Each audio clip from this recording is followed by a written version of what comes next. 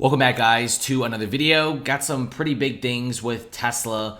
Recently, we're getting a lot of news on the FSD beta, which is their full self-driving software. That's pretty big because not a lot of people really focus on the autonomous driving aspects of a vehicle. Well, Tesla really does.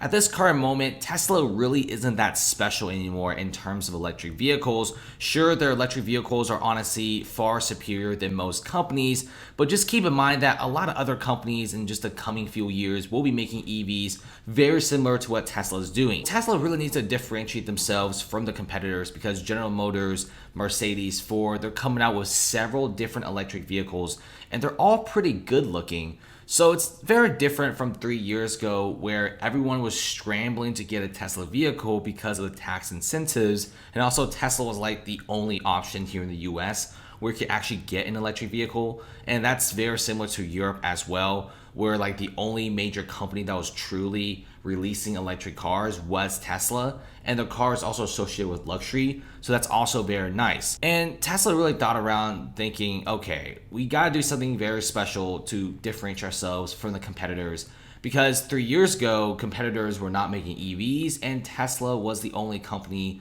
making EVs, but now everyone is making electric vehicles, so Tesla is focusing very heavily on their full self-driving beta software. What Tesla needs to do to not only increase the stock price and also make themselves very special and different is to be one step ahead of the competition and new departments.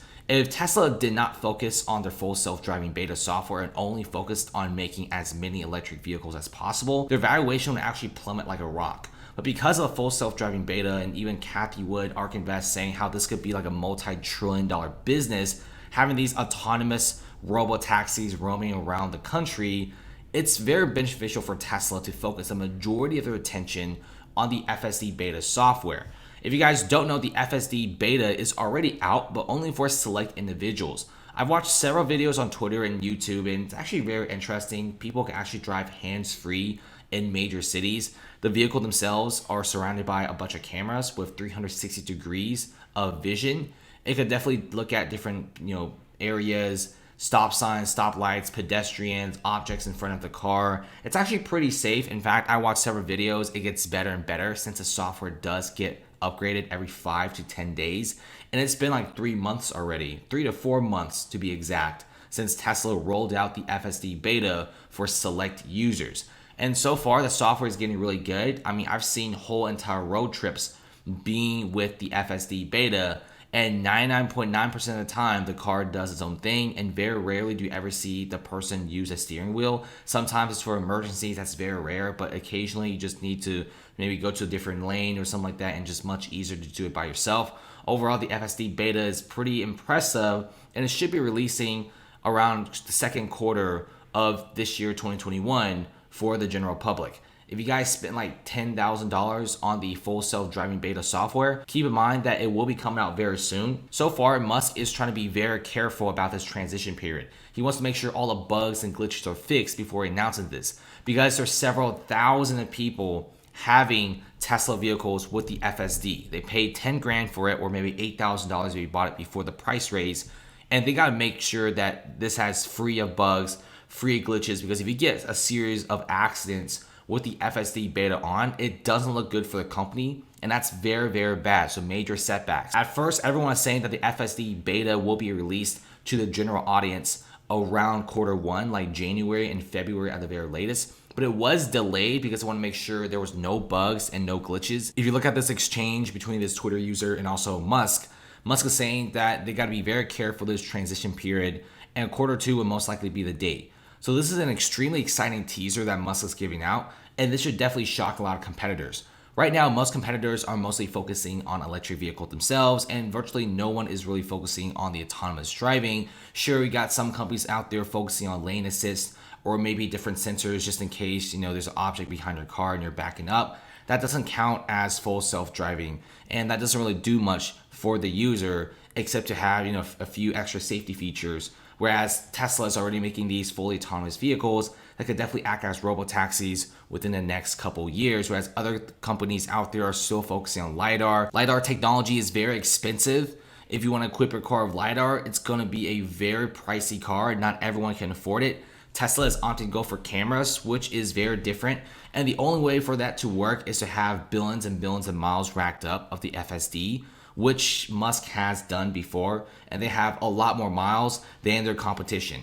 For example, Google Waymo only has a few million miles racked up, whereas the Tesla full self-driving has billions racked up. Really curious to see which company will really make the best autonomous driving software, but I feel like Musk will definitely do so, especially with the upcoming robotaxi talk. We could be seeing like a whole fleet of autonomous taxis driving around different countries and also different states, and therefore generate money for the owner. And obviously Tesla does get a cut, because if you want to use the robotaxi of Tesla, you're gonna have to do it through their app, and they're gonna be getting a small cut from that too. So a lot of things are becoming fully autonomous. You got a lot of different software. Tesla could also use this on semi trucks, which is pretty big. So if you really look at the grand scheme of things, in the next 3 years, other companies will be coming out with their own electric vehicles, whereas Tesla will be coming out with a Tesla Semi, new vehicles, and also robotaxis, fully autonomous semi trucks, fully autonomous taxis, you name it. It's becoming more of like a techie software type